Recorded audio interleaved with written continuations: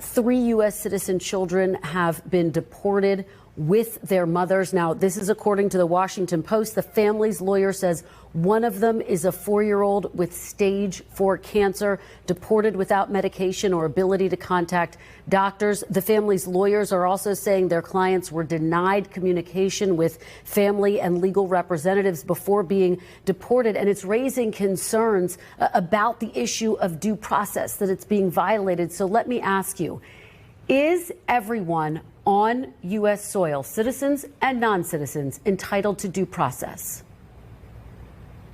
Yes, of course.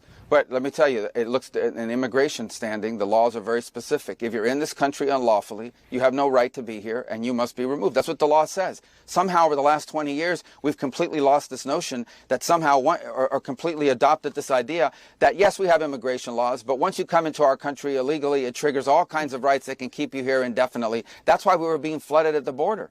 And we've ended that. And that's why you see a historically low number of people not just trying to cross our border, trying to cross the border into Panama, all the way down in the Darien Gap. I mean, it's been a huge help for those countries as well.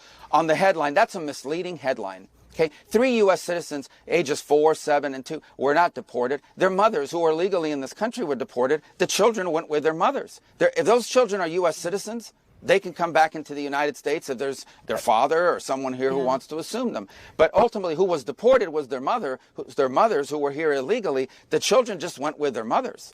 But it wasn't like, you guys make it sound like ICE agents kicked down the door and grabbed the 2-year-old and threw him on an airplane. That's misleading. That's just not true.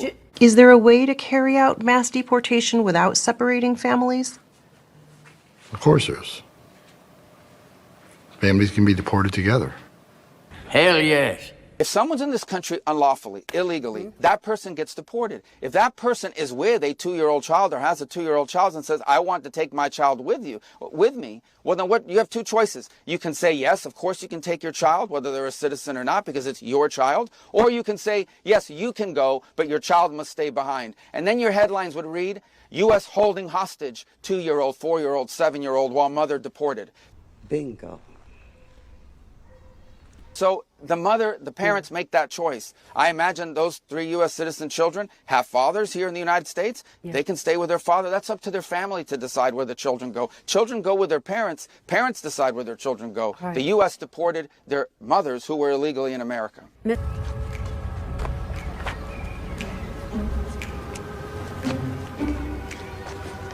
What's your name, boy? Michelle. Oh. Feliz Navidad.